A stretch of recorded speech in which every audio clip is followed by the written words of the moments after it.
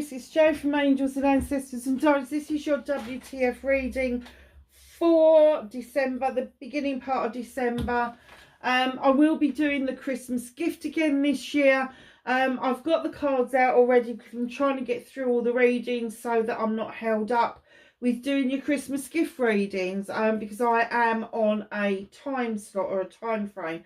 The other thing is I am going to go live on the 1st of January on New Year's Day. So if you've got a bit of a hangover or you really don't feel like getting up, just put your device on, come and join us, come and have a little bit of a party, and let's have some cards out to find out what's going on for each of the star signs throughout 2025. So my darlings, let's get on with your card reading. Oh, got to start with this one first. This is your energy card. We are using the Seasons of the Witch just to show you the pretty side as well. There's the pretty bit. This is the Yule one, and you pulled out Storm with 37. Add it together, it's a 10. So there is a completion and a new beginning. As within, so without. There are storms are coming, a change without a doubt. Now, I don't think anybody doubts that there is changes that are afoot.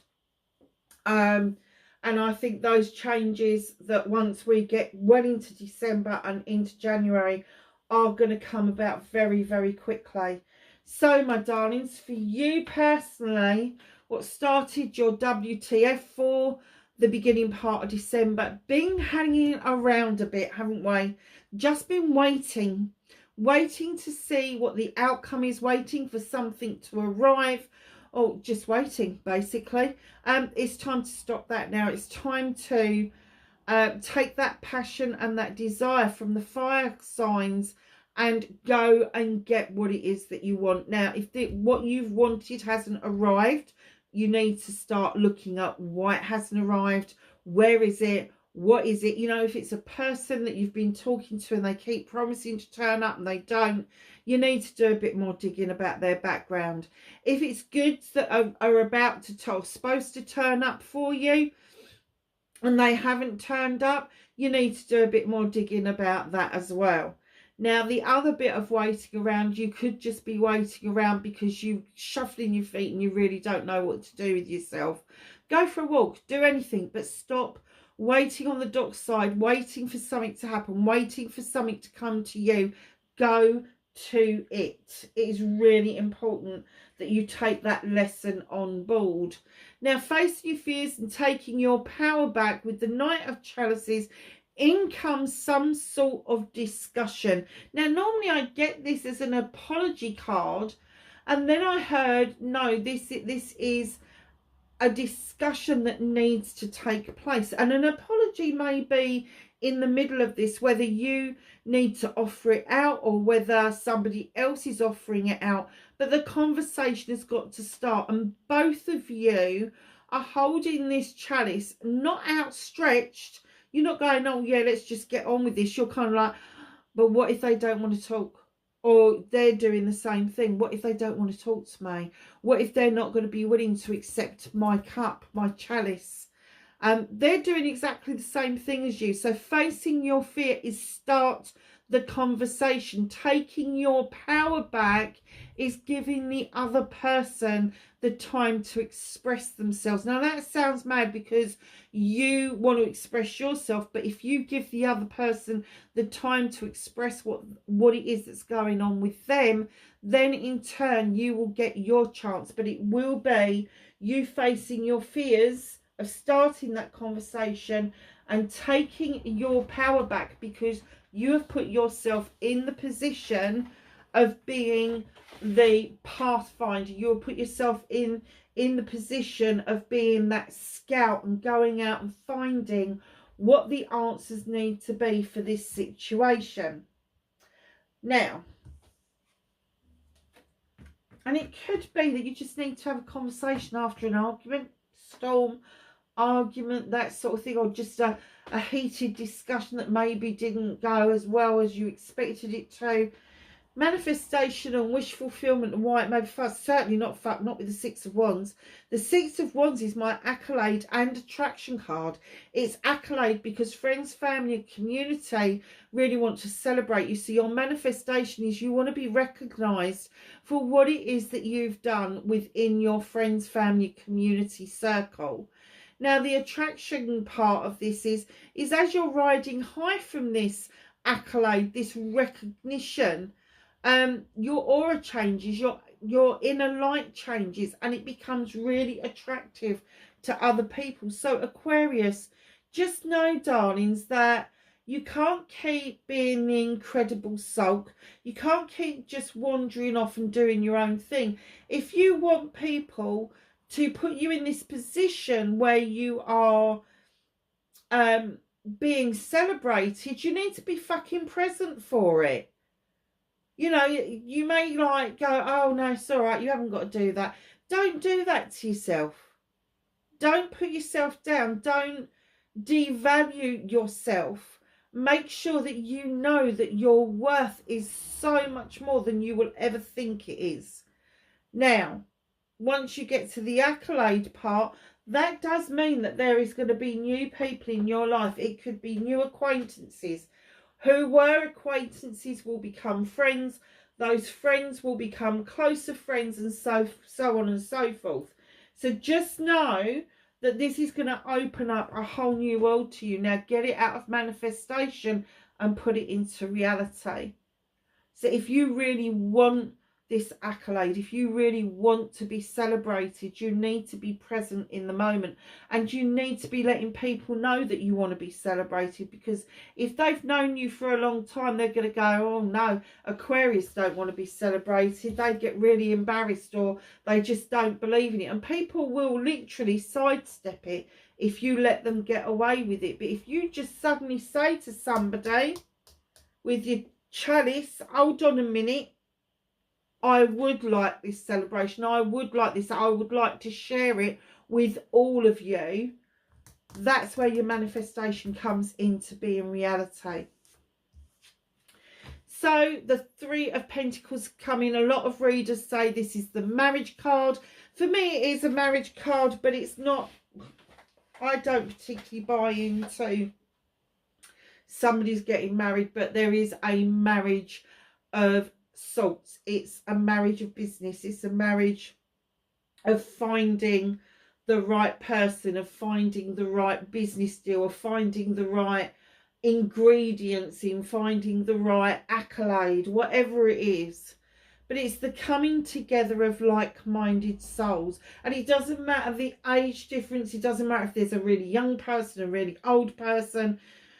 There is going to be this air of learning and teaching. And sometimes older people learn a lot from younger people, and vice versa. So just know, with the Three of Pentacles coming in, it could be something to do with a job or with a career. Somebody who's younger than you may have a modern method of getting something done. Don't boo-hoo it. By the same token, if you're somebody young that's going into something and you're trying it out for the first time, don't boo-hoo the 68, 72-year-old in the office, because they're the ones with all the experience. They've got the knowledge and wisdom that you need to make a success of what it is that you want to tarry up with. Just saying. So what can you do about this situation? Is know that you've already got the answer. This is the Nine of Chalices. This is a wish fulfillment come true, but you're the only person in the card. Your 9 chalices are in the upright. They're all the people that love you. They want what's best for you. You got the fire for passion and desire behind you. But you are solo, staring into that crystal ball, and it's your face that is gazing back at you. And it is saying you have already got the answer. Nobody has to give you the answer. The answer is within your heart and your soul.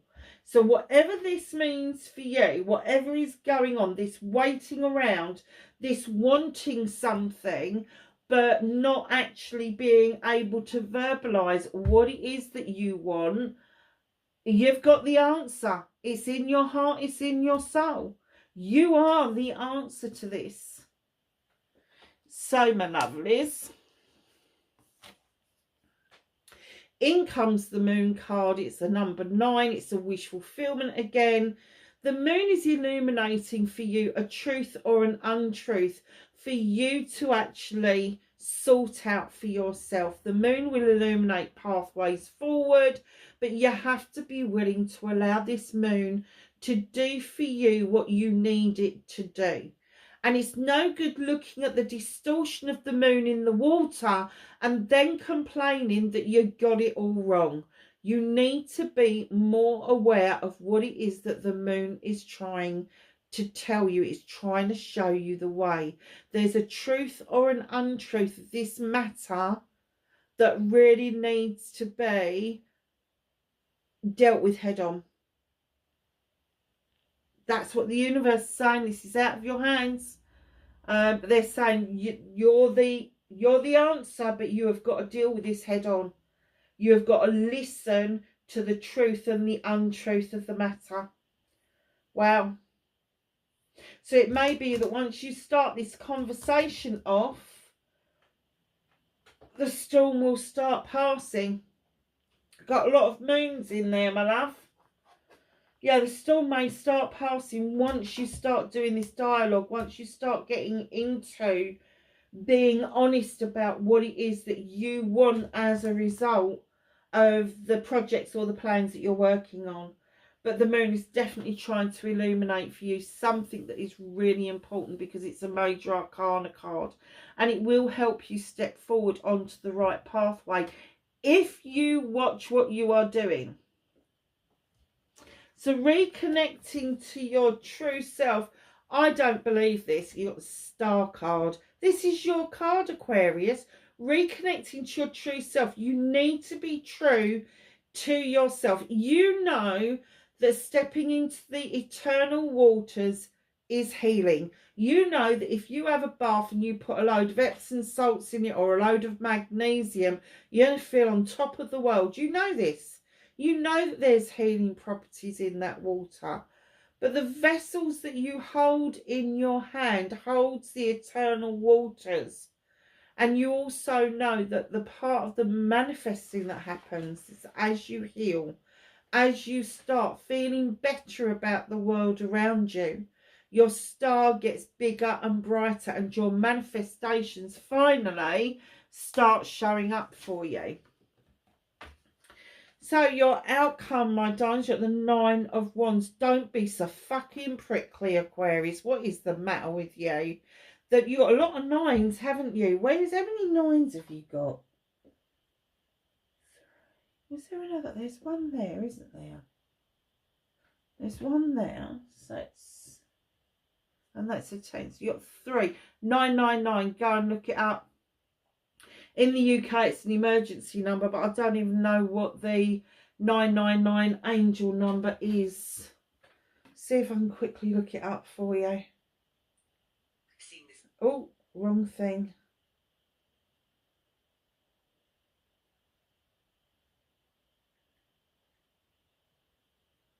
What does it say? Completion and new beginning. It urges us to trust in the process of life. What was I saying about the new beginning? That 10, new beginning, completion, new beginning. Here it is again, completion and new beginning, your 3 9s. But don't be arsey with it. Don't slap your hands on that desk and go, this is my project, you're not having it. Really? Approach it with passion and desire if you want to. Put that energy into it if you must. But don't send people flying and start being a bit pissy with people because you want all of the accolade for yourself.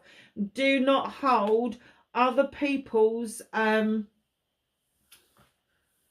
positive experiences and boo-hoo them. You must include those people into this accolade. It is really important that as part of being grateful, that you're grateful for the people that have helped get where you are as part of this, and not tread on people as you get to where you are. You really do need to stop that prickly idea coming in with the 9 of Wands. Don't do that to yourself, and don't do that to other people.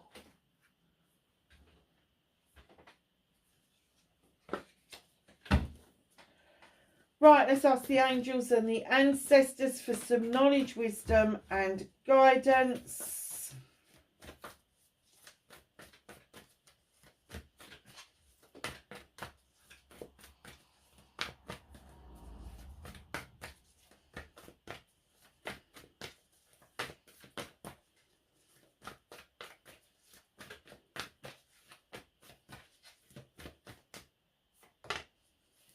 Oh, nice.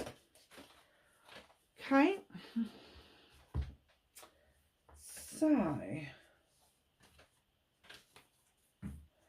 we have got the star ancestor. Follow the voice of your soul, that inner voice, that kind of twinge that you get, and that little voice that comes in your ear that you kind of dismiss. Don't do that. Listen to it.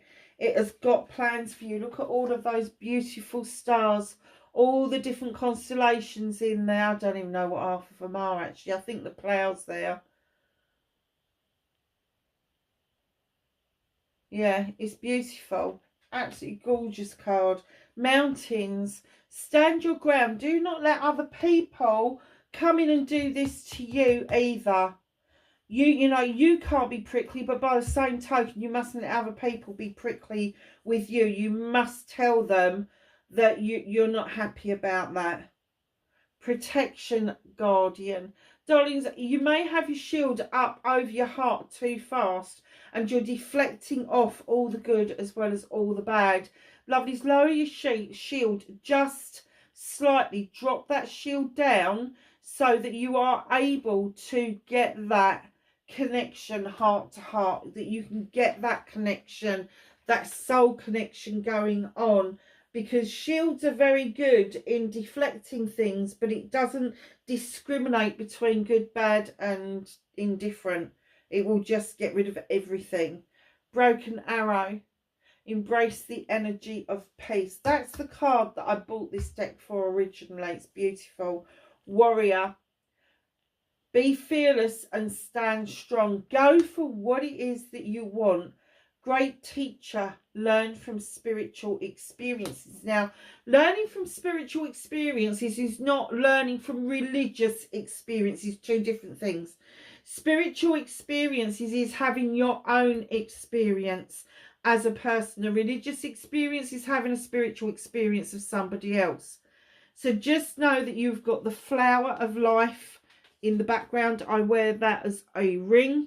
You've got the dove of peace here, and you've got the great teacher. Now, I don't know why people insist on making the great teacher blonde-haired, blue-eyed, Caucasian bloke, but that's what they seem today. Great teachers come in all shapes and sizes, all creeds, all colours, everything. So just know that your great teacher may not be the same person as somebody else's great teacher, but it doesn't make them any the less of a great teacher. Doesn't mean they have to be famous. It just means that they've taught you personally well. So it could be your mum, your gran, your auntie. It could be a teacher at school. It could be Joe Bloggs down the street. It could be Arthur Word up the road. It could be anybody. So it's what they teach you and that what you do with that teaching that is important. So in comes the Four of Pentacles. Now, there is somebody at that door trying to get your attention, and you're like, oh, hell no, not again. I'm holding on to these pentacles. They're mine. You're not having them. And it's not because they're a miser. It's because this person has bled you dry once before. And it doesn't have to be finances. It can be emotional, mental, spiritual, sensual, materialistically, entire. You will know what this is. This person just keeps coming back for more. And finally, you're like, oh, fuck off now. Done. I am absolutely done. I am holding on to these pentacles. You may be saving for something. The cost of living may have got the pinch on you. It doesn't matter. You do not have to let people know what it is, why you're holding on to something. It's none of their damn business. So, my darlings, wherever you are in the world, please be safe, and I will catch you in the next reading. Bye for now.